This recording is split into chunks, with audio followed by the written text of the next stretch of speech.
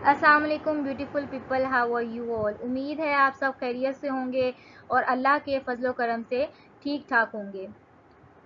Guys, सबसे पहले मैं आपको बताती चलूं कि पीपीएससी की पब्लिक सर्विस कमीशन की जो जॉब्स हैं वो अपलोड हो चुकी हैं, उनकी अनाउंसमेंट हो चुकी है। उसकी आखिरी डेट जो है 8 सितंबर है अप्लाई करने के लिए। जैसा कि आप जानते हैं कि जो हमारे चैनल पे लैंग्वेज, लिटरेचर, लिंग्विस्टिक्स और रिसर्च स्टडीज़ के हवाले से जो है वीडियोस अपलोड की जाती हैं, तो इंशाल्लाह आपको मायूसी नहीं होगी। हमारे चैनल के साथ कांटेक्ट में रहिए ताकि आप टेस्ट की भरपूर तैयारी कर सकें। तो जी गाइज, वीडियो स्टार्ट करते हैं। आज का हमारा टॉपिक है वो है डिस्कोर्स एनालिसिस। आपका वेलकम है आपके प्यारे चैनल स्टडी विद खोला में। आज हम डिस्कोर्स एनालिसिस के बेसिक कंसेप्ट को समझने की कोशिश करेंगे और इसमें जितने भी डिवाइसेस हैं उनका जो टर्मिनोलॉजीज़ हैं उनका मीनिंग क्या है या उनका बेसिक जो है बुनियादी नुक्ता नज़र क्या है, उसको आसान अल्फाज में हम सब मिलके समझेंगे। टाइम को ना वेस्ट करते हुए वीडियो को करते हैं स्टार्ट। तो जी गाइस, सबसे पहले जी, what is discourse analysis. Discourse analysis क्या है?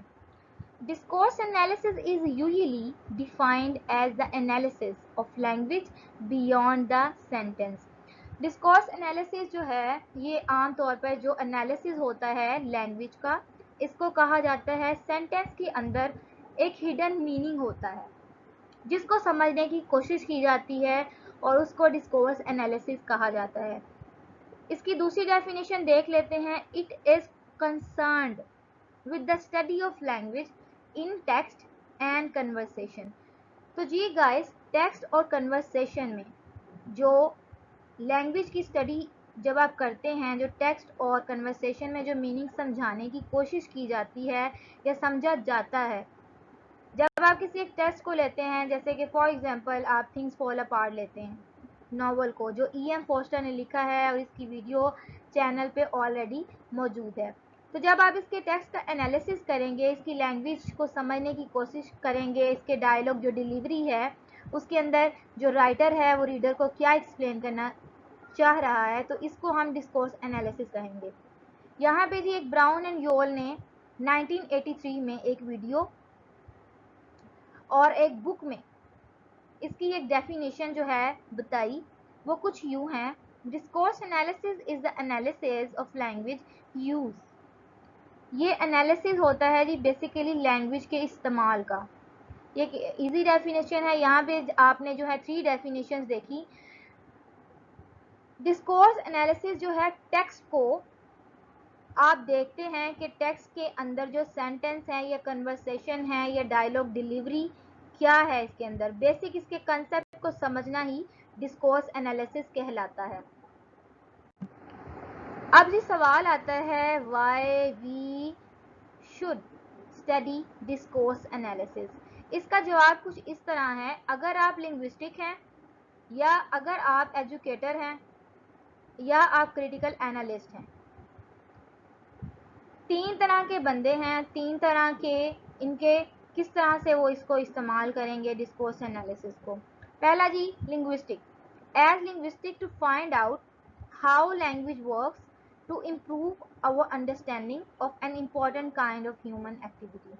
अगर तो आप लिंग्विस्टिक हैं तो आप इसमें फाइंड आउट करेंगे, तलाश करेंगे कि लैंग्वेज किस तरह से काम करती है, इम्प्रूव करती है हमारी अंडरस्टैंडिंग और ह्यूमन एक्टिविटी जो है इम्पोर्टेंट किस तरह से जो है अपना रोल प्ले करती है।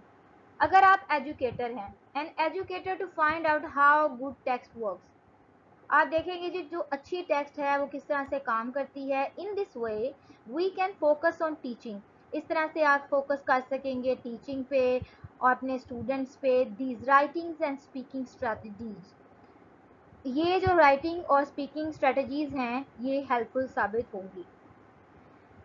अगर आप क्रिटिकल एनालिस्ट हैं, as a critical analyst to find out the meaning presented in the given text, कि जो गिवन टेक्स्ट में जो मीनिंग प्रेजेंट किए जा रहा है उसको फाइंड आउट किया जाएगा, क्रिटिकल एनालिस्ट करेगा उसको। तो 3 तरीके से जो हमने देखा कि किस तरह से डिस्कोर्स एनालिसिस जो है ज़रूरी है। मूव करते हैं अपनी नेक्स्ट स्लाइड की तरफ। अब जी 9 डिवाइसेस होते हैं डिस्कोर्स एनालिसिस के।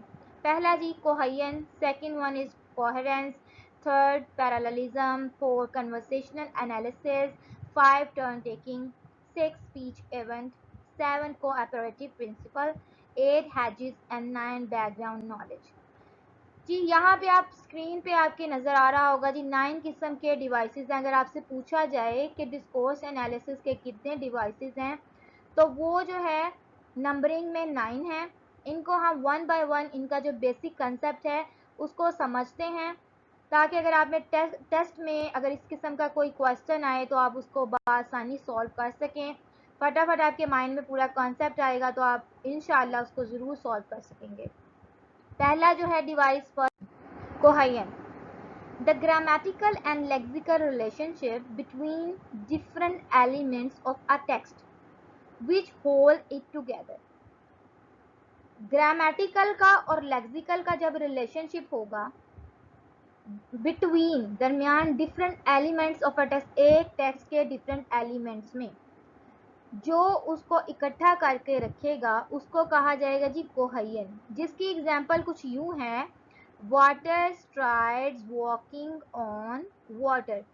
वाटर की जो स्ट्राइड्स होती हैं जी वो वाटर पे ही वॉक करती हैं। तो ये इसको बांध के रखना, जब एक टेक्स्ट के एलिमेंट्स को इकट्ठा करके रखेंगे ग्रामेटिकल और लेक्सिकल रिलेशनशिप को बनाते हुए, तो उसको कोहेरेंस कहा जाएगा। मूव करते हैं नेक्स्ट स्लाइड की तरफ। सेकंड जी है कोहेरेंस। डिस्कोर्स एनालिसिस की जो सेकंड डिवाइस है वो है coherence. Coherence is related to unity. Coherence किससे रिलेट करती है? यूनिटी, यानी कि इत्तेफाक, इकट्ठे होने से। Ideas that are arranged in a clear and logical way are coherent. Ideas होते हैं जो अरेंज किए जाते हैं क्लियर और लॉजिकल तरीके से, उसको कहा जाता है जी coherent. The purpose of coherence is to make the readers can easily understand the main points। इसका जो पर्पज़ है कि रीडर जो है मेन पॉइंट्स जो होते हैं उनको इजीली अंडरस्टैंड कर सकें। अगर कोई टेक्स्ट होता है, फॉर एग्जांपल कोई डाटा है, कोई फंक्शन है या मॉड्यूल्स हैं, उसमें जो बेसिक पॉइंट्स हों या कॉन्सेप्ट्स हों लॉजिकल वे में प्रेजेंट किए जाएंगे, कोहेरेंस जो होगा उसको अंडरस्टैंड करने में हेल्प करेगा। थर्ड वन की तरफ मूव करते हैं, parallelism. Parallelism is in writing means that similar parts in a sentence must have the same structure. पहली लाइन जो है इसका मतलब है कि राइटिंग में जो सिमिलर पार्ट्स हैं या सेंटेंस में उनका स्ट्रक्चर भी सेम होगा। Their parts are comparable and balanced. उनके जो पार्ट्स होंगे वो कंपेरेबल होंगे और बैलेंस भी होंगे, यानी कि उनमें एक खास किस्म का तवाजुन पाया जाएगा। It allows writing to flow smoothly and helps to avoid misunderstanding. ये राइटिंग को जो हेल्प करेगा कि फ्लो उसमें हो, उसमें बिल्कुल स्मूथली वो मूव कर रही हो, उसमें किसी किस्म की मिसअंडरस्टैंडिंग क्रिएट ना हो। तो पैरेललिज्म इस हवाले से डिस्कोर्स एनालिसिस में हेल्प करती है ये डिवाइस। इसकी एग्जांपल्स जो हैं कि अगर एक पैरेलल सेंटेंस कौन सा होगा और एक नॉट पैरेलल सेंटेंस कौन सा होगा। दो एग्जांपल्स जी आपको स्क्रीन पे नजर आ रही होंगी। First example, we wanted to cook and to swim. ये बड़ा तवाजुन से, बड़ा बैलेंस वे में ये चल रहा है सेंटेंस, तो ये हुआ parallel. Second sentence, we wanted to cook and to go swimming. This is not parallel because this is not a balance sentence. Move करते हैं जी अपनी फोर्थ स्लाइड की तरफ जी, background knowledge. Background knowledge is very much necessary in discourse analysis. जी आप screen पे देख रहे होंगे, background knowledge is an information that is not in text but it is used for memory bye a reader to understand the text. Background knowledge जो है वो text में डायरेक्टली तो आपको नज़र नहीं आएगी, लेकिन ये इस तरह से आपको हिंट्स दे दिया जाएंगे कि कोई सेंटेंस बोला जाएगा, कोई जुमला बोला जाएगा, या आपको कोई वाकया या इंसिडेंट बताया जाएगा, जिसके ज़रिए आपको जो है सारे के सारे जो बैकग्राउंड जो इंफॉर्मेशन होगी उससे आपको इंफॉर्मेशन आपके माइंड में आ जाएगी, आपको एक कनेक्शन बिल्डअप हो जाएगा। You can say for example, John was in his way to school last Friday. He was really worried about the history lesson. अब हम इस सेंटेंस में आप देखते हैं कि जी जॉन लास्ट फ्राइडे अपने स्कूल जा रहा था, बट उसका जो दिमाग है वो परेशान है किसकी वजह से जी, हिस्ट्री लेसन की वजह से। तो इस सेंटेंस में आपको बैकग्राउंड इंफॉर्मेशन जो है बताई गई है, यानी कि आपके सामने एक सेंटेंस बोला गया, आपके सामने एक पैराग्राफ दिया गया जिसमें डायरेक्ट तो नहीं बताया जा रहा, बस उसमें कुछ हिंट्स दिए जा रहे हैं जिससे आपको सारी की सारी जो बैकग्राउंड नॉलेज है आपको पता चलेगी। 5 इज कन्वर्सेशनल एनालिसिस। ये भी जी बड़ा इंपॉर्टेंट डिस्कोर्स एनालिसिस का डिवाइस है।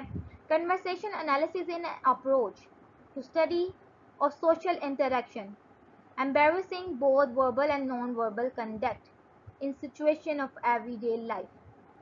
अच्छा जी, कन्वर्सेशन एनालिसिस ये जी एक अप्रोच है, किसको स्टडी करना, सोशल इंटरेक्शन को, यानी कि लोगों से जो बातचीत है।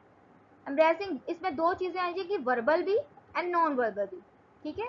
इन सिचुएशन कौन सी होगी, एवरीडे लाइफ की जो रूटीन है, आप रोज़मर्रा अपनी ज़िंदगी गुजारते हैं, उसको जी कहा जाएगा कन्वर्सेशनल एनालिसिस।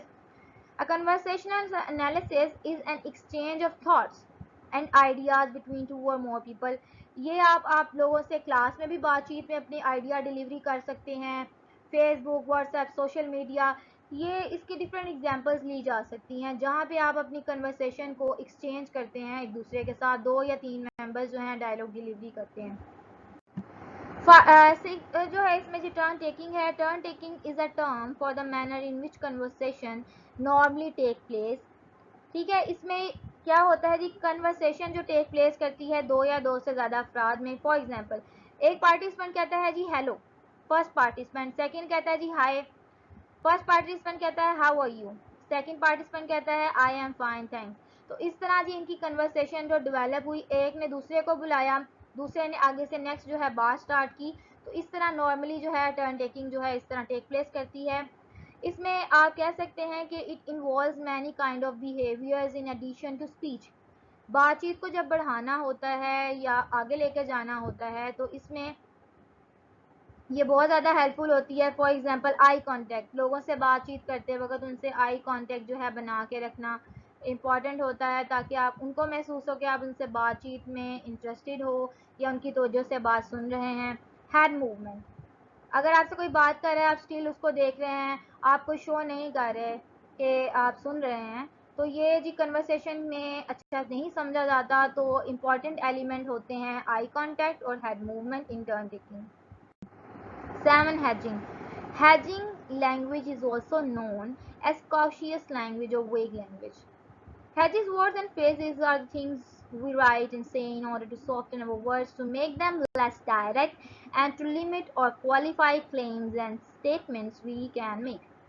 हैजेस जो होते हैं आमतौर पर लैंग्वेज में इस्तेमाल किए जाते हैं, वो वर्ड्स होते हैं या फ्रेजेस होते हैं जो हमारी लैंग्वेज को हार्श नहीं करते बल्कि सॉफ्टन से सॉफ्टन नरम मिजाजी की तरफ ले जाते हैं। आमतौर पर थीसिस राइटिंग में, आर्टिकल राइटिंग में जो राइटर्स जो हैं हैजेस इस्तेमाल करते हैं ताकि अपनी लैंग्वेजेस को सॉफ्ट कर सकें, डायरेक्ट जो है किसी पर नेगेटिव कमेंट ना किया जाए और सॉफ्ट से सॉफ्ट जो है फॉर्म में इसको प्रेजेंट किया जाए। We can say for example, हम इसकी डिफरेंट जो है आपको स्क्रीन पे इसकी एग्जांपल जो है वर्ड्स की नज़र आ रही होगी। हैजेस आप किस तरह से सेंटेंस में इस्तेमाल कर सकते हैं। You can say it seems, can, look like, appear to be, think, believe, doubt, be sure, suggest, assume, suggest, may and might.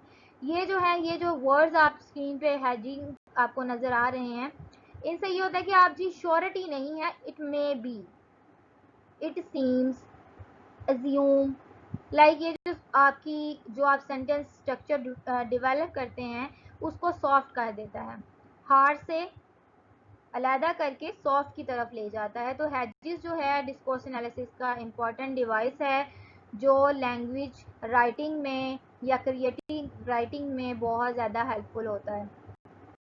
Move करते हैं अपने नेक्स्ट पॉइंट की तरफ जी, cooperative principle. Cooperative principle is basic assumption in conversation that each participant will attempt to contribute appropriately at the required time to the current exchange of talk.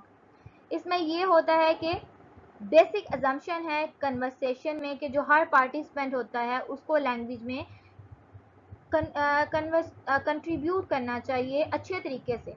जब बातचीत start हो तो जो सारे पार्टिसिपेंट हैं उसको एक उसमें अपना एक्सचेंज ऑफ टॉक करें, यानी कि बातचीत को आपस में राय तब्दील करें, अपनी कन्वर्सेशन करें दलाइल के साथ अच्छे तरीके से।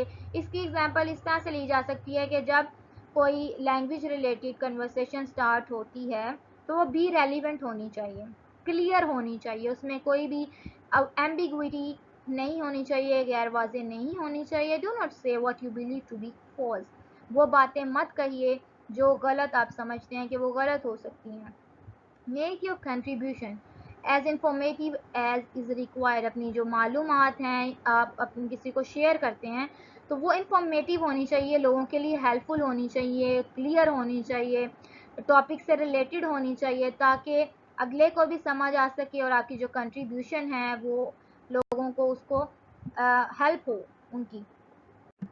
9. Speech event. It is an activity in which participants interact via language in some conversational way to arrive at some uh, outcome. किसी भी आउटकम को लेने के लिए एक कन्वेंशनल वे होता है, इंटरेक्ट करते हैं लोग आपस में लैंग्वेज के ज़रिए, इसको कहते हैं जी speech event.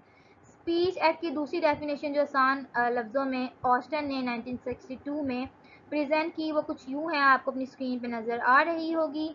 Speech acts are the speakers utterance, ये एक्ट्स होते हैं जो स्पीकर जो है उसके सेंटेंस जो वो खुद कन्वे करता है, विच कन्वे मीनिंग, जो कुछ कन्वे कर रहे होते हैं मीनिंग, एंड मेक लिसनर, और लिसनर को इस बात पे कहते हैं कि do specific things, for example exchanging greetings, आपस में जो है मुबारकबाद देना, टेलिंग जोक्स, एक दूसरे को जोक सुनाना, गिविंग स्पीचेस। स्पीच इवेंट इसको कहा जाता है कि आप कुछ कन्वे कर रहे हैं और दूसरे जो आपका जो लिसनर है वो आपकी मीनिंग कन्वे करने पर या आपकी डायलॉग डिलीवरी पर कोई स्पेसिफिक जो है वो टास्क प्ले करे।